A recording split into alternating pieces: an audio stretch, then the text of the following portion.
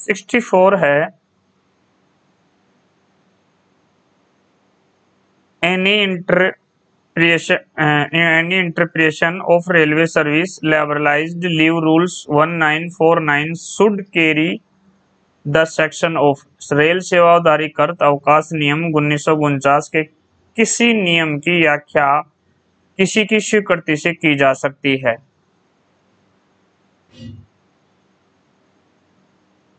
तो वो है आपके प्रेसिडेंट, वो है आपके प्रेसिडेंट यानी राष्ट्रपति जी द्वारा। रेल सेवा उदारीकृत अवकाश नियम 1949 के किसी नियम की व्याख्या किसकी स्वीकृति से की जा सकती है, तो वो राष्ट्रपति। ऑप्शन ए आंसर यहाँ आपका करेक्ट है।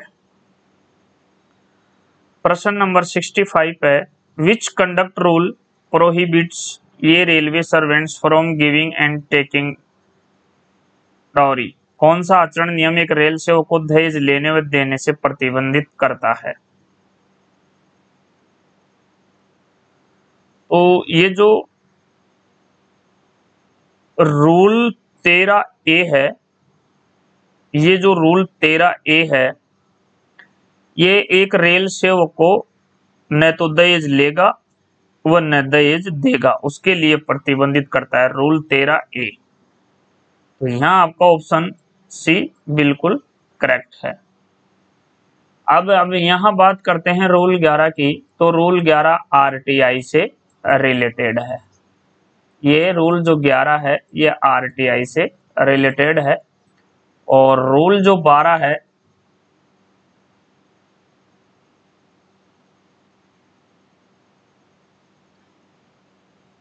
ये अंशदान से संबंधित है। रूल जो 12 है ये अंशदान से संबंधित है। और ये जो 15A है ये रेल आवास को किराए पर यानी क्वार्टरों के सबलेट से है, क्वार्टरों के दुरुपयोग से है। रेल आवास को आप किराए पे नहीं दे सकते हैं, रेल आवास में आप भेड़ बकरियां नहीं रख सकते हैं, रेल आवास का आप दुरुपयोग नहीं कर सकते हैं, रेल आवास को आप खाली नहीं करना, किराए पे देना, भेड़ बकरियां रखना, ये सब क्वार्टरों के दुरुपयोग से संबंधित है।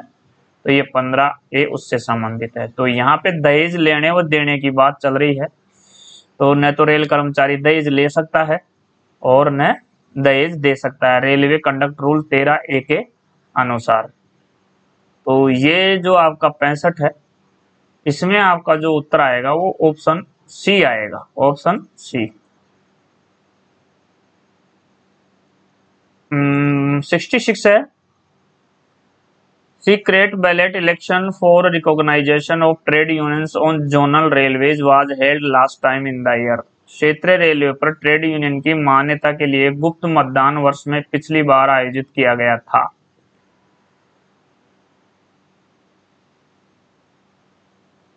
तो पिछली बार ये 2013 में किया गया था। ऑप्शन सी आपका यहाँ राइट आंसर है। क्षेत्रीय रेलवे पर ट्रेड यूनियन की मान्यता के लिए गुप्त मतदान वर्ष में पिछली बार आयोजित किया गया था। तो 2013 आपका यहाँ राइट आंसर है। प्रश्न नंबर 67 है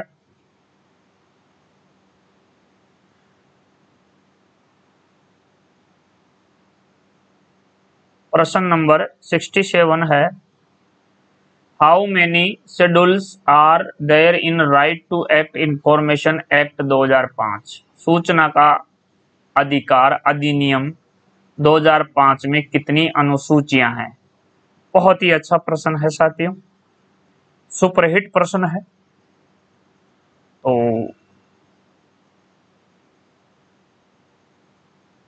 यहाँ पे जो आपका आंसर होगा वो 2 अनुसूचियां हैं। 2 अनुसूचियां हैं। आरटीआई एक्ट आपके 2005 था और ये संसद में 15 जून 2005 को ये पास हुआ था और 12 अक्टूबर 2005 को ये पूरे भारत में लागू हो गया था। तो इसमें जो अनुसूचियां हैं वो 2 अनुसूचियां हैं। ऑप्शन आपका यहाँ डी आंसर हो जाएगा। 68 है, what is the maximum number of central information commissioner allowed at a time to hold office. एक समय में अधिकतम कितने केंद्रीय सूचना कमिश्नर आयोग में पदस्थ हो सकते हैं? तो एक समय में अधिकतम कितने केंद्रीय सूचना कमिश्नर आयोग में पदस्थ हो सकते हैं? तो ये 10 हो सकते हैं साथियों, जो कि आपके ऑप्शन ए में है। तो 68 में ए आंसर आपका करेक्ट हो जाएगा। 69 है, what is the period of limitation of appeal against the recommendations of internal complaint committee under sexual harassment of women at work place provision and redressal act 2013। बहुत ही अच्छा प्रश्न है, सुपरहिट है, कई बार आया हुआ है। महिलाओं को कार्यस्थल पर लैंगिक उत्पीड़न निवारण प्रतिषेध और प्रतिशोध अधिनियम 2013 के तहत आंतरिक परिवाद समिति की सिफारिश के विरुद्ध अपील दायर करने की समय सीमा है। तो ये 3 महीने है। इसको आप 90 दिन भी बोल सकते हैं या 3 महीने भी बोल सकते हैं। तो यहाँ ऑप्शन सी आपका करेक्ट है। प्रश्न नंबर 70 है, unfair labour practice are listed in अनुचित श्रम व्यवहार किसी अधिनियम में अधिसूचित है? The factories act, industrial dispute act, the trade union act, the payment of wages act. तो यहाँ आपका जो आंसर बनेगा वो बनेगा इंडस्ट्रियल डिस्प्यूट्स एक्ट, औद्योगिक विवाद अधिनियम 1947। ऑप्शन बी आपका यहाँ करेक्ट है। प्रश्न नंबर 71 है, what amount is to be recovered if silver metal pass is lost? बहुत ही अच्छा प्रश्न है। यहां मैं आपको तीनों की राशि बता देता हूं। यदि आपका गोल्ड पास खोता है, यदि आपका गोल्ड पास खो जाता है तो उसकी जुर्माना राशि है आपकी 26,113 रुपए। और यदि आपका सिल्वर पास खो जाता है तो उसकी राशि है आपकी 4,964 रुपए, 4,964 रुपए। और यदि आपका ब्रॉन्ज पास खो जाता है, तो उसकी राशि है 4,960 रुपए। तो आपको मैंने यहाँ तीनों बता दिए। 26,113 गोल्ड के लिए है, सिल्वर के लिए 4,964 रुपए है और ब्रॉन्ज के लिए 4,960 रुपए है। तो यहाँ सिल्वर के लिए पूछा है, सिल्वर पास खो जाने पर कितनी जुर्माना राशि देनी है अपने को? तो ये देनी है आपका सिल्वर के लिए 4,964 है। तो 4,964 यहाँ बी ऑप्शन में है। तो बी आपका करेक्ट हो जाएगा। आप इसको कॉपी में लिख सकते हैं। गोल्ड पास के लिए 26,113 रुपए है, सिल्वर के लिए 4,964 रुपए है और ब्रॉन्ज के लिए 4,960 रुपए है। तो यहाँ 4,964 रुपए आपका बी ऑप्शन करेक्ट है। तो ये उत्तर में आपका बी हो जाएगा। प्रश्न नंबर 72 है, बहुत ही अच्छा प्रश्न है साथियों, सुपरहिट प्रश्न है। Central administrative tribunals are established under which article of constitution of India? केंद्रीय प्रशासनिक अधिकरण की स्थापना भारतीय संविधान के किस अनुच्छेद के अंतर्गत हुई है? तो ये 323 ए है साथियों, 323 ए है। बहुत ही अच्छा प्रश्न है, आप चाहें तो कॉपी में लिख सकते हैं। 323 ए है। और यहाँ मैं थोड़ी सी एक्स्ट्रा जानकारी दे दूं आपको, तो यहाँ ऑप्शन डी आपका करेक्ट हो जाएगा। थोड़ी सी जानकारी यही है कि एक तो आपको कैट की फुल फॉर्म याद रखनी है। केंद्रीय प्रशासनिक अधिकरण होती है हिंदी में कैट की, यानी सेंट्रल एडमिनिस्ट्रेटिव ट्रिब्यूनल। और इसकी स्थापना 1 नवंबर 1985 को हुई थी। और कैट की स्थापना इसलिए हुई थी कि जो प्रशासन और कर्मचारियों के बीच के जो विवादित मुद्दे हैं उनको तीव्र गति से सुलझाने के लिए कैट की स्थापना हुई थी। और यदि आप कैट के निर्णय के विरुद्ध यदि आप जाते हैं तो आपको हाई कोर्ट जाना पड़ेगा और हाई कोर्ट से आपको सुप्रीम कोर्ट जाना पड़ेगा। ये भी एक इनका प्रोसेस है। इसमें भी क्वेश्चन बनते हैं। और इसकी जो शुरू की फीस रखी गई थी वो 50 रुपये रखी गई थी। तो कैट की स्थापना कर्मचारियों के विवादित मुद्दों के लिए स्थापित की गई थी और इसकी जो प्रधान पीठ है, वो कैट की जो प्रधान पीठ है वो नई दिल्ली में है। तो इससे रिलेटेड जो क्वेश्चन बनते हैं वो मैंने आपको सारे बता दिए हैं कैट से। यहाँ पे किस अनुच्छेद पूछा था, तो अनुच्छेद 323 ए के तहत कैट की स्थापना की गई थी। और इसकी जो मिनिमम फीस राशि है वो 50 रुपए है। कई बार ये पूछा गया है और कई बार ये भी पूछा गया है 1 नवंबर 1985 इसकी स्थापना भी पूछी गई है। कई बार ये भी पूछा गया है कि इसकी प्रधान पीठ कहाँ है, तो इसकी प्रधान पीठ नई दिल्ली में है। और कई बार ये भी पूछा गया है कि कैट की फुल फॉर्म क्या होती है, तो हिंदी में प्रशासनिक अधिकरण कहते हैं और अंग्रेजी में सेंट्रल एडमिनिस्ट्रेटिव ट्रिब्यूनल कहते हैं। तो आपको इससे संबंधित सारी जानकारी बता दी मैंने आपको। चलिए प्रश्न नंबर 73 में चलते हैं। Maximum how many times partial withdrawal is allowed under new pension scheme. ये पहले साथियों न्यू पेंशन स्कीम इसका नाम था, new pension scheme, SCHEME, new pension scheme था। अब इसको नाम बदल करके नेशनल पेंशन सिस्टम कर दिया गया है। नेशनल पेंशन सिस्टम कर दिया गया है, इसको नाम बदल दिया गया है। तो नई पेंशन प्रणाली में अधिकतम कितनी बार पैसे की आंशिक निकासी की जाती है? बहुत ही अच्छा प्रश्न है साथियों, सुपरहिट प्रश्न है। तो 3 बार इसमें की जा सकती है। नई पेंशन प्रणाली, अब इसको नेशनल पेंशन सिस्टम के नाम से जाना जाता है और ये 1/4/2004 के बाद के कर्मचारियों के लिए लागू है। ये भी आपको ध्यान में रखना है। तो अधिकतम कितनी बार पैसे की आंशिक निकासी की जा सकती है? तो आप यहाँ ध्यान रखिए, ये अधिकतम 3 बार, तो यहाँ 73 में आपका बी ऑप्शन करेक्ट हो जाएगा। प्रश्न नंबर 74 है, as per railway service pension rules 1993 pension disbursing authority means रेल सेवा पेंशन नियम 1993 में पेंशन वितरण प्राधिकारी है।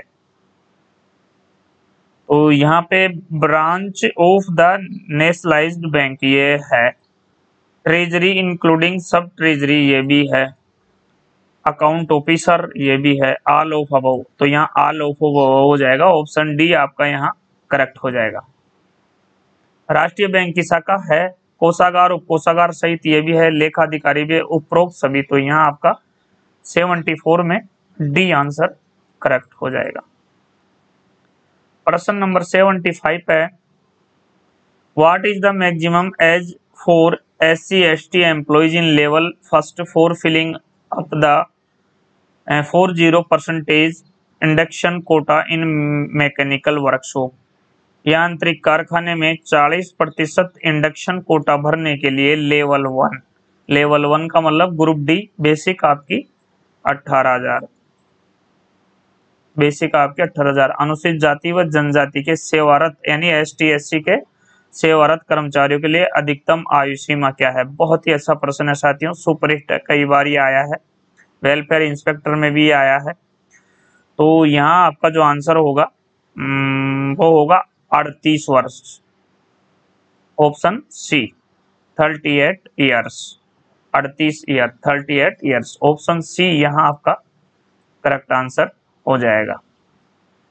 प्रश्न नंबर 76 है, average cost approximately for group C employ on WCR as per 2019-20 status is. वर्ष 2019-20 के सांख्यिकी के अनुसार पश्चिमी मध्य रेल में प्रति समूह गए कर्मचारी, ग्रुप सी कर्मचारी का लगभग अनुमानित औसत लागत है। ये 2019-20 के आंकड़ों की बात कर रहा है साथियों, और ये WCR पश्चिमी मध्य रेल की बात कर रहा है, और ये ग्रुप सी कर्मचारियों की लगभग अनुमानित औसत एवरेज लागत पूछ रहा है। तो ये प्रश्न में आपका WCR वाले इसको और ज्यादा अच्छी तरह से बता सकते हैं, क्योंकि वहाँ जो लोग रेलवे साथी कर्मचारी करते हैं या वहाँ जो नौकरी कर रहे हैं वो इस प्रश्न को बहुत ही अच्छे तरीके से उनके नॉलेज में ये होगा। वैसे हम अपने हिसाब से यहाँ इसका जो राइट आंसर है वो सी ले रहे हैं, 11 लाख रुपए, लगभग 11 लाख रुपए। सी आंसर यहाँ करेक्ट होना चाहिए मेरे हिसाब से। बाकी जो WCR में जो काम कर रहे हैं रेल साथी, वो इसका कमेंट्स बॉक्स में बताएं कि इसका राइट आंसर क्या है। हम हमारे हिसाब से इसको सी आंसर ले रहे हैं। प्रश्न नंबर 77 है, staff on roll on WCR as per 2019-20 statistics was in the range of. ये भी 2019-20 के लिए है और WCR के लिए है। तो staff on roll on WCR as per 2019-20 statistics was in the range of. तो ये रेंज यहाँ 40,000, 50,000, 55,000, 60,000। यहाँ सी बी, यहाँ सी ले रहे हैं साथियों। वैसे WCR वाले इसकी जानकारी करके कमेंट्स बॉक्स में बता सकते हैं। 78 है, what are the qualifying marks in trade test for अनारक्षित कैंडिडेट। अनारक्षित कर्मचारियों के लिए ट्रेड टेस्ट में अर्हता अंक क्या है। ये भी बहुत अच्छा प्रश्न है साथियों। 78 कई बार पूछा गया है। What are the qualifying marks in trade test for अनारक्षित कैंडिडेट के लिए कितने हैं। तो अनारक्षित कैंडिडेट के लिए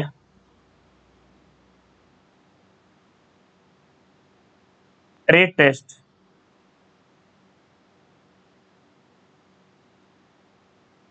51 अंक है साथियों। ऑप्शन डी आपका यहाँ करेक्ट हो जाएगा। 79 है, who is empowered to accept one way request transfer on out of turn basis। एक पक्षीय स्वयं के अनुरोध पर स्थानांतरण को स्वीकृत करने हेतु सक्षम प्राधिकारी है।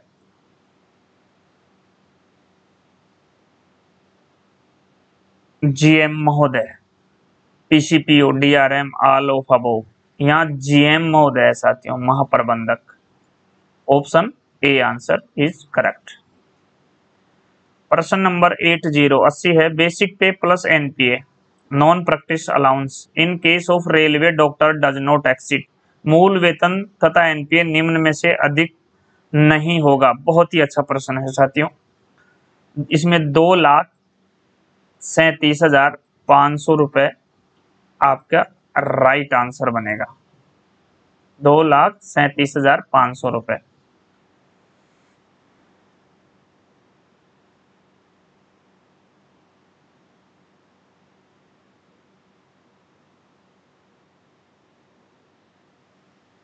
तो ये ऑप्शन ए में है।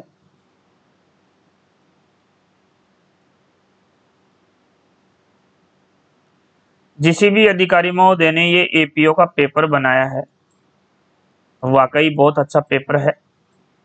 अधिकारी महोदय को बहुत बहुत धन्यवाद BR क्लासेज की ओर से।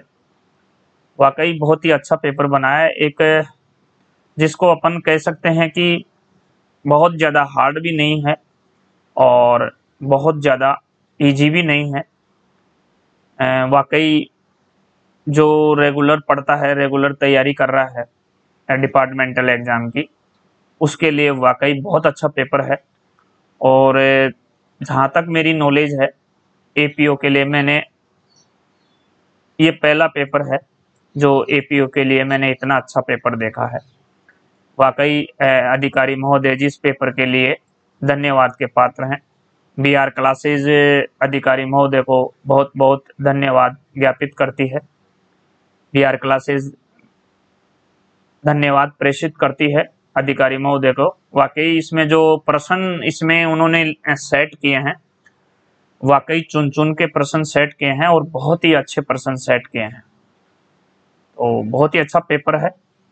और मैं इसलिए नहीं बोल रहा हूँ कि BR क्लासेज के नोट्स में से पूरा पेपर आ गया है, इसलिए नहीं बोल रहा हूँ।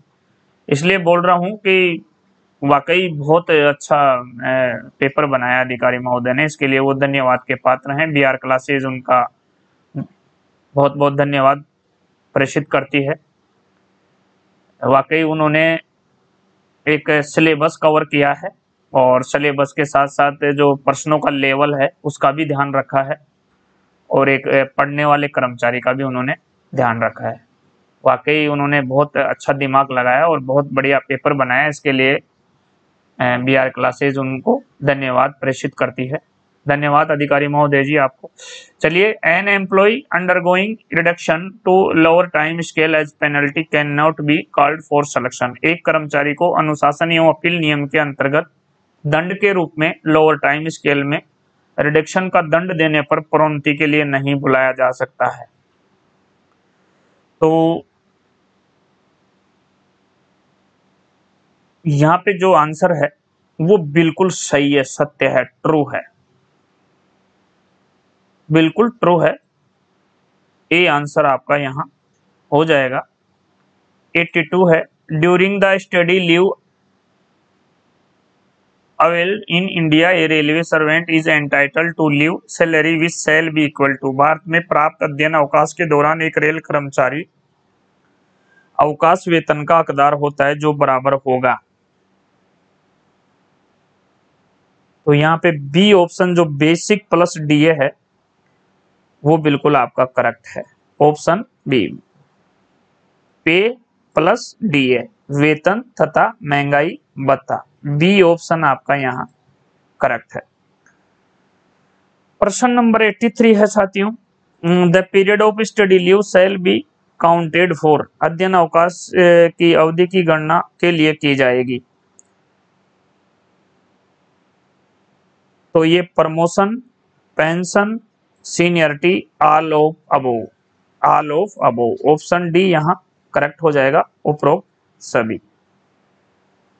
प्रश्न नंबर 84 है, ट्रेड अप्रेंटिस में be granted leave with full stipend for a period not exceeding. Trade apprentice को अवधि से अधिक के लिए पूर्ण स्टाइपेंड के साथ अवकाश मंजूर नहीं किया जा सकता है।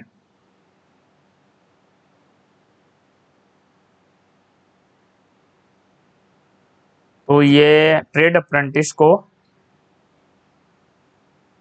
10 दिन, 12 दिन, 15 दिन या 12 दिन है साथियों, 12 डेज आंसर आपका राइट हो जाएगा, 12 डेज। यहाँ ऑप्शन बी आपका करेक्ट है। और ये तो बहुत अच्छा प्रश्न आ गया साथियों। यहाँ पे इन्होंने IRMS का विस्तार रूप पूछा है। फुल फॉर्म पूछिए, एब्रीविएशन पूछिए। तो आई से इंडियन हो जाएगा, आर से रेल हो जाएगा, एम से मैनेजमेंट हो जाएगा, एस से सर्विस हो जाएगा। तो ये पहला ही ऑप्शन आपका करेक्ट हो जाएगा, option A, Indian railway management service.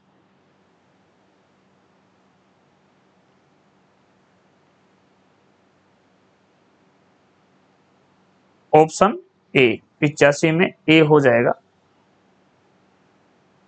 86 है साथियों, make choices, take decisions, take decision and make recommendation on merit alone is covered under. केवल योग्यता के आधार पर निर्वाचन करेगा, निर्णय लेगा, सिफारिश करेगा, ये निम्न में से किसके तहत है?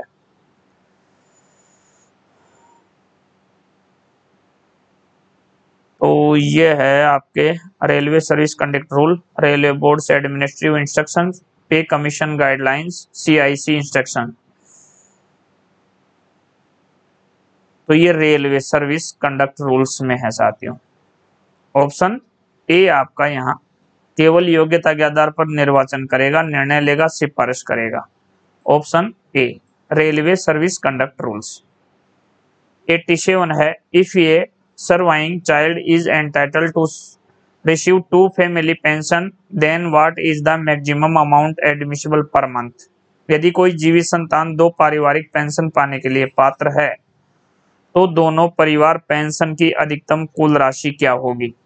दोनों परिवार पेंशन की अधिकतम कुल राशि क्या होगी?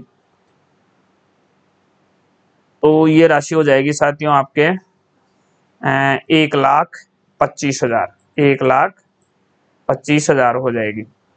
1,25,000 आपके ऑप्शन ए में है। यहाँ 87 में ए आंसर। 88 है, what is operating ratio? Operating ratio क्या है? The cost related to operating ratio, ratio operating ratio क्या है? देख लेते हैं क्या है। The cost related to working of operating department on Indian railways, भारतीय रेलवे में परिचालन विभाग की कार्य लागत। ऑप्शन बी है the ratio of cost related to working of operating department and engineering department in railway, भारतीय रेलवे में परिचालन विभाग तथा इंजीनियरिंग विभाग के कार्य लागत अनुपात। सी में है A and B both are correct, दोनों। और डी में है the ratio between gross earning and working expenses to achieve it, हाँ ये सही है, ऑप्शन डी सकल कमाई और कामकाजी खर्च के बीच का अनुपात है। The ratio between gross earning and working expense to achieve it, ये व्हाट इज ऑपरेशन रेटियो, तो ये जो डी आंसर है आपका वो यहाँ बिल्कुल करेक्ट है। 8-9 में है inclusion of divorce and widow daughter in post retirement complimentary passes is, सेवानिवृत्ति उपरांत मानार्थ में तलाकशुदा और विधवा पुत्री को शामिल करना है, तो ये अलाउ है साथियों, शामिल किया जा सकता है मानार्थ पास में, तलाकशुदा और विधवा पुत्री को मानार्थ पास में शामिल करना अलाउड है, ऑप्शन ए। 9-0 है a guardian can be included in the school pass for, school pass में अभिभावक को शामिल किया जा सकता है, बहुत ही अच्छा प्रश्न, स्कूल पास में अभिभावक को शामिल किया जा सकता है, बहुत ही अच्छा प्रश्न है साथियों। देखते हैं 18 वर्ष से कम बालक, बिल्कुल राइट, किसी उम्र की लड़की, बिल्कुल राइट, 18 वर्ष से अधिक का दिव्यांग लड़का, बिल्कुल राइट, यानी विकलांग के साथ भी अभिभावक को शामिल किया जा सकता है, लड़की चाहे किसी भी उम्र की हो उसको स्कूल पास के अभिभावक को शामिल किया जा सकता है, 18 वर्ष से कम बालक को के में भी शामिल किया जा सकता है, तो यहाँ तीनों ही सही है, तो यहाँ उपरोक्त तीनों, यहाँ डी ऑप्शन आपका करेक्ट हो जाएगा। चलिए साथियों, अब इसमें नेक्स्ट पार्ट में हम 91 से 110 तक करेंगे, तब तक आज्ञा दीजिए, नमस्कार, थैंक यू वेरी मच, बहुत बहुत धन्यवाद, जय हिंद, जय रेलवे।